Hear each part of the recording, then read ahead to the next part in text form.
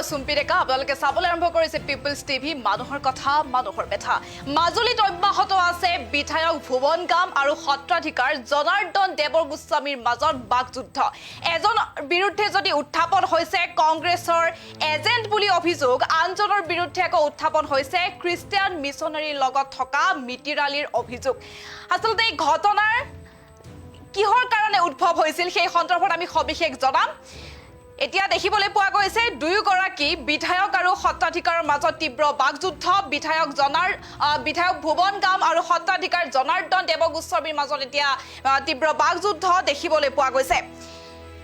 নিজৰ vote bank সুৰক্ষিত কৰিবলৈ বিধায়কে মিছনাৰীৰ পৃষ্ঠপোষকতা কৰাৰ অভিযোগ উত্থাপন হৈছে আজিলৈকে খ্ৰীষ্টান মিছনাৰীৰ আগ্ৰাসনৰ বিৰুদ্ধে মুখ নুখুলাৰ বাবে বিধায়কক প্ৰশ্ন কৰিছে এটা হিন্দুত্ববাদী সংগঠনে আৰু সত্ৰনগৰী মাজুলীত এতিয়া ধৰ্ম আৰু ৰাজনীতিৰ এক অভূতপূৰ্ব সংঘাত দেখিবলৈ পোৱা গৈছে দিনক দিনে তীব্ৰতৰ হৈ পৰিছে মাজুলীৰ বিজেপি বিধায়ক ভুৱন গাম আৰু দক্ষিণপাট গৃহাশ্ৰমী সত্ৰৰ সত্ৰাধিকাৰ জনাৰ্দন দেৱগোস্বামীৰ মাজত বাকযুদ্ধ গৰাখহনীয়াৰ সমস্যাক লৈ আৰম্ভ হোৱা এই বিবাদে এতিয়া ৰূপ লৈছে এক মাৰাত্মক ৰাজনৈতিক আৰু ধৰ্মীয় ৰূপৰ কাৰণ এজনৰ বিৰুদ্ধে যদি উঠিছে মিয়াৰ এজেন্ট হোৱাৰ অভিযোগ আনজনৰ বিৰুদ্ধে এতিয়া উত্থাপন হৈছে খ্ৰীষ্টিয়ান মিছনাৰীৰ এজেন্ট হোৱাৰ গুৰুতৰ অভিযোগ এই সমগ্ৰ সংঘাতৰ সূত্ৰপাত হৈছিল কৰ্দৈগুৰিত সত্ৰাধিকাৰ জনাৰ্দন দেৱগোস্বামীয়ে একাংশ কংগ্ৰেছী লোকক লগত লৈ কৰ্দৈগুৰিৰ গৰাখহনীয়া পৰিদৰ্শন কৰিবলৈ গৈছিল তাতেও বিধায়ক ভুৱন গামে মাজুলীৰ সুৰক্ষা বা উন্নয়নৰ বাবে কোনো কাম নকৰাৰ অভিযোগ তেওঁ উজাৰিছিল এই কথাতে ক্ষোভিত হৈ পৰে বিধায়ক ভুৱন গাম আৰু বিধায়ক গৰাকীয়ে কেৱল জনাৰ্দন দেৱগোস্বামীক প্ৰকৃত সত্ৰাধিকাৰ নহয় বুলি কটাক্ষ কৰাই নহয় তেওঁক পোনপটীয়াকৈ মিয়া দলৰ এজেন্ট হ'ব পাৰে বুলি এক বিৰূপ মন্তব্য কৰিছিল আৰু বিধায়কৰ এই তীক্ষ্ণ আক্ৰমণৰ পিছতে জ্বলি উঠে এক সংঘাতৰ জুই সত্ৰাধিকাৰ জনাৰ্দন দেৱগোস্বামীয়ে বিধায়ক ভুৱন গামক ক্ষমা খুজিবলৈ বান্ধি দিয়ে 3 দিনৰ সময়সীমা অন্যথা মানহানিৰ গোচৰ তৰাৰ লগতে দিল্লী নাগপুৰ ৰাজ্যৰ মুখ্যমন্ত্ৰী আৰু বিজেপিৰ ৰাজ্যিক সভাপতিৰ ওচৰত অভিযোগ দিয়াৰো এক হুংকাৰ প্ৰদান কৰে কিন্তু সময়সীমা উকলি যোৱাৰ পিছত বিধায়ক ভুৱন গামে এই হুংকাৰক পুনচাতে নস্যাৎ কৰা দেখিবলৈ পোৱা গ'ল আৰু সত্ৰাধিকাৰৰ ওচৰত ক্ষমা খুজাৰ কোনো প্ৰয়োজন নাই বুলিও তেওঁ এক প্ৰকাৰ স্পষ্ট কৰিছিল বিধায়কগৰাকীয়ে আৰু ইফালে সত্ৰাধিকাৰ আৰু বিধায়কৰ এই যুদ্ধত এতিয়া প্ৰৱেশ ঘটিছে হিন্দুত্ববাদী সংগঠনৰ জনাৰ্দন দেৱগোস্বামীৰ সমৰ্থনত আৰু বিধায়ক ভুৱন গামৰ বিৰুদ্ধে তীব্ৰ ক্ষোভ উজাৰিছে হিন্দু যুৱ ছাত্ৰ পৰিষদ অসমে আৰু তেওঁলোকে ইতিমধ্যে সংবাদমেল সম্বোধন কৰিছে আৰু সংবাদমেল সম্বোধন কৰি সংগঠনটোৰ কেন্দ্ৰীয় ভাৰপ্ৰাপ্ত সভাপতি মাধৱ দাসে বিধায়ক ভুৱন গামৰ বিৰুদ্ধে আনিছে এক বিস্ফোৰক অভিযোগ তেওঁৰ মতে মাজুলীত দীৰ্ঘদিন ধৰি চলি থকা খ্ৰীষ্টিয়ান মিছনাৰীৰ ধৰ্মান্তকৰণৰ বিৰুদ্ধে সত্ৰাধিকাৰ গৰাকী সদায় সৰব আছিল কিন্তু খ্ৰীষ্টিয়ান মিছনাৰীৰ সমৰ্থন পুষ্ট একাংশ দালালৰ চকুৰ কুটাৰ হৈ পৰা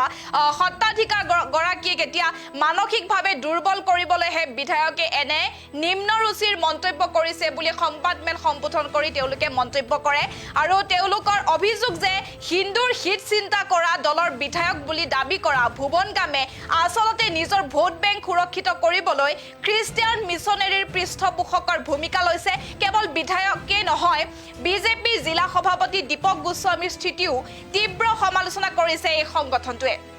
আৰু এতিয়া হিন্দু যুৱ ছাত্ৰ পৰিষদে মুখ্যমন্ত্ৰী ডক্টৰ হিমন্ত বিশ্ব শৰ্মা আৰু বিজেপিৰ ৰাজ্যিক নেতৃত্বক ভুৱন গাম আৰু দীপক গোস্বামীৰ বিৰুদ্ধে ব্যৱস্থা ল'বলৈ দাবী জনায় আৰু ইয়াতে তেওঁলোকে শান্ত নহৈ বিধায়কজনৰ খ্ৰীষ্টিয়ান মিছনাৰীৰ সৈতে থকা গোপন মিতিৰালীৰ সমস্ত তথ্য ৰাষ্ট্ৰীয় স্বয়ংসেৱক সংঘৰ নাগপুৰস্থিত মুখ্য কাৰ্যালয় আৰু বিজেপিৰ দিল্লী কাৰ্যালয়ত দাখিল কৰাৰো তেওঁলোকে হুংকাৰ প্ৰদান কৰিছে আমি এই মুহূৰ্তত সংবাদমেলখন আগবঢ়োৱাৰ চেষ্টা কৰিছো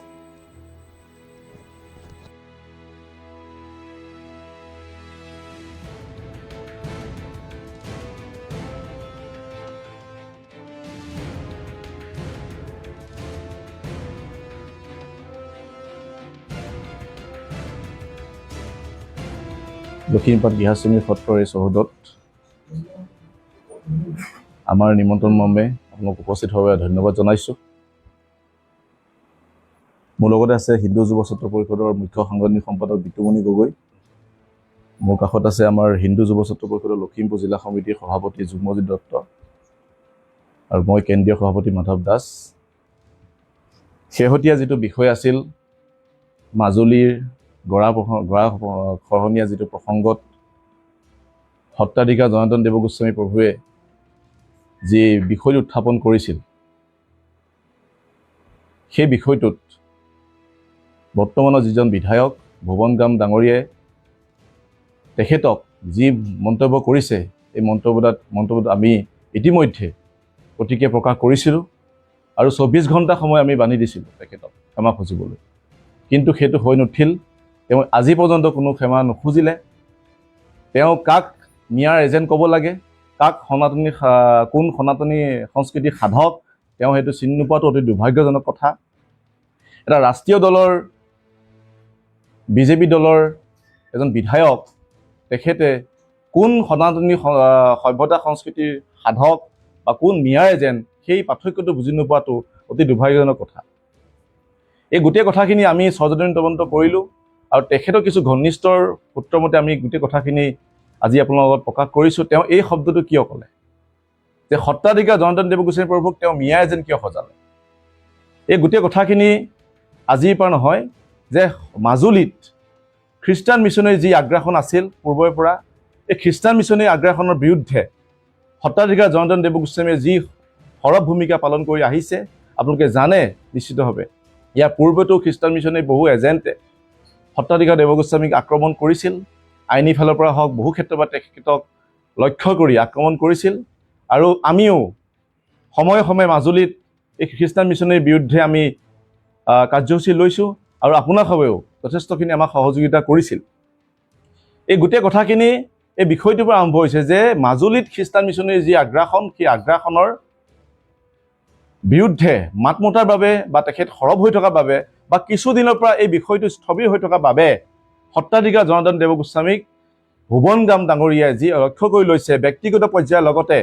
তেখেতৰ সামাজিকভাৱে তেখেতৰ যি গৰিমা, সেই গৰিমা ম্লান কৰাৰ বাবে যি তেওঁ ষ্টেপ লৈছে, এইটো তেওঁক এই কথাৰ পৰা স্পষ্ট হৈ পৰিছে তেওঁ খ্ৰীষ্টান মিছনেৰীৰ এজন এজেণ্ট। তেওঁ খ্ৰীষ্টান মিছনেৰীৰ পৃষ্ঠপোষকতাৰ ভূমিকা ইতিমধ্যে পালন কৰা বিষয়টো স্পষ্ট হৈ পৰিছে, প্ৰমাণ হৈ পৰিছে। কাৰণ সত্ৰীয়া সংস্কৃতিৰ লগতে মাজুলী ভূখণ্ডত সত্ৰাধিকাৰ দেৱগোস্বামী কেৱল খ্ৰীষ্টান মিছনেৰী নহয়, মাজুলী সুৰক্ষাৰ কাৰণে তেখেতলোকক আমি দিল্লীতো প্ৰতিবাদ কৰিছিলোঁ। সাংস্কৃতিক দৃশ্যপট আইন, মাজুলী সাংস্কৃতিক দৃশ্যপট আইন, যিটো এটা অন্যতম বিষয় আছিলে গৰাখহনীয়া বিষয়। এই গৰাখহনীয়া বিষয়টোৰ তেখেতৰ যি ব্যৰ্থতা, সেই ব্যৰ্থতা ঢাকিবৰ কাৰণে তেখেতক মিয়াৰ এজেণ্ট বোলা এই ৰাষ্ট্ৰীয় দলৰ বিধায়কজনৰ এনে মন্তব্য গৰিহণাযোগ্য নহয়। তেখেতে কিন্তু এই বিষয়টো অক্ষমনীয় অপৰাধ। এই বিষয়টো ইতিমধ্যে আমি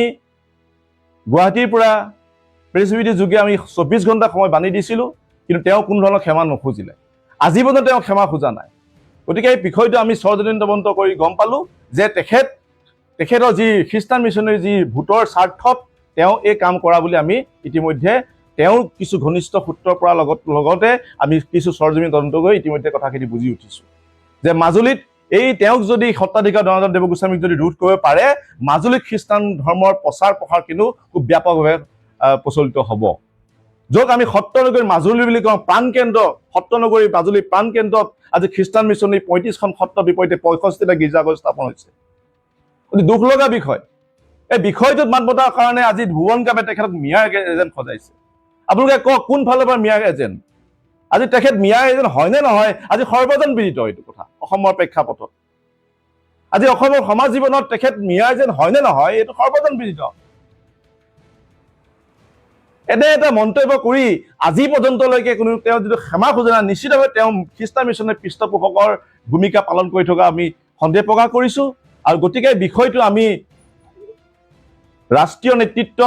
ৰাজ্যিক নেতৃত্ব আৰু নাগপুৰস্থিত যি আমাৰ ৰাষ্ট্ৰীয় স্বয়ংসেৱক সংঘৰ মুখ্য কাৰ্যালয়ত আমি অভিযোগ দাখিল কৰিম আৰু ইয়াৰ তথ্য প্ৰমাণসহ আমি ইতিমধ্যে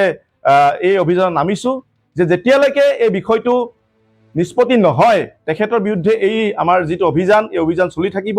আৰু ইতিমধ্যে মই অসমৰ মুখ্যমন্ত্ৰী মহোদয়ক এই বিষয়টো হস্তক্ষেপ কৰিবলৈ দাবী জনাইছোঁ। ৰাজ্যিক নেতৃত্ব দিলীপ শইকীয়া ডাঙৰীয়াক আমি এই বিষয়টো হস্তক্ষেপ দাবী জনাইছোঁ। এজন বিধায়কে সনাতনী সংস্কৃতিৰ ৰক্ষাৰ্থে কাম কৰি থকা এজন সত্ৰাধিকাৰক এই ধৰণে কটু মন্তব্য কৰি কিদৰে মুকলি আকাশত তেওঁ ঘূৰি ফুৰিছে, কিদৰে তেওঁ দম্ভালি মাৰি ঘূৰি ফুৰিছে, এই বিষয়টো কিন্তু তেওঁলোকে চকু দিয়া উচিত বুলি মই ভাবোঁ। গতিকে হিন্দু যুৱ ছাত্ৰ পৰিষদে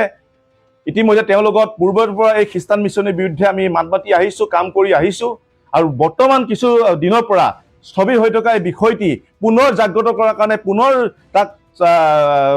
চলাই নিয়াৰ বাবে ভুৱন কামে যিটো প্ৰক্ৰিয়া আৰম্ভ কৰিছে বা ভুৱন কাম ডাঙৰীয়ে যিটো পন্থা লৈছে, এই পন্থাটো কিন্তু আমি ঘোৰ বিৰোধিতা কৰিছোঁ। সঁচাকৈ যেতিয়া সনাতন সংস্কৃতিৰ ৰক্ষাতে কাম কৰিছে, তেতিয়াহ'লে এনে এজন ধৰ্মগুৰুক তেখেতে এই ধৰণৰ মন্তব্য কেতিয়াও নকৰিলে হয়। আজি 10টা বছৰে তেওঁ কোনদিনাখনি খ্ৰীষ্টান মিছনৰ বিৰুদ্ধে মাত মাতিছে কওক, এটা ষ্টেটমেণ্ট কওক। মাজুলীত হৈ থকা খ্ৰীষ্টান মিছনে যি আগ্ৰাসন, যি ধৰ্মান্তকৰণ, পলু বনাই ধৰ্মান্তকৰণ, ভয়াৱহকৈ ধৰ্মান্তকৰণ যে কৰি আছে, কোনদিনাখনি তেওঁ মাত মাতিছে কওক এই বিষয়ত? কিয় মাজুলী খ্ৰীষ্টান মিছনে মুক্ত হ'ব নালাগে নেকি? সত্ৰীয়া সংস্কৃতিৰ প্ৰাণকেন্দ্ৰ মাজুলী এই বিষয়ে মুক্ত হ'ব নালাগে নেকি? আজি মাজুলী সাংস্কৃতিক দৃশ্যপট আইন 2006 বিষয়ে আমি দিল্লীতো প্ৰতিবাদ কৰিছিলোঁ, আজিলৈকে কাৰ্যকৰীকৰণ হোৱা নাই। সেই দৃশ্যপট আইনখন অন্যতম বিষয় আছিলে যে গৰাখহনীয়া বিষয়। এই গৰাখহনীয়া বিষয়টো তেখেতৰ যি ব্যৰ্থতা, এই ব্যৰ্থতা ঢাকিবৰ কাৰণে তেখেতে এনেকুৱা ধৰণৰ মন্তব্য কৰিছে বুলি আমি সন্দেহ প্ৰকাশ কৰিছোঁ। লগতে আজি বিষয়টো পুনৰবাৰ কৈছোঁ, এই বিষয়টো আমি ইয়াতে সীমাবদ্ধ নাৰাখি এই বিষয়টো আমি কিন্তু ৰাষ্ট্ৰীয় পৰ্যায়লৈ লৈ যাম, আৰু বৰ্তমান মুখ্যমন্ত্ৰীক আমি পুনৰবাৰ অনুৰোধ কৰিছোঁ যে এই বিষয়টো তেওঁ হস্তক্ষেপ কৰে, বিষয়টো কিন্তু এটা তদন্ত কৰি কি প্ৰসংগত কিয় আৰু খ্ৰীষ্টান মিছনৰ সৈতে তেখেতৰ গোপন মিত্ৰিয়াল, এই গোপন মিত্ৰিয়ালটো কিন্তু এক তদন্ত কৰিবলৈ আমি দাবী জনাইছোঁ।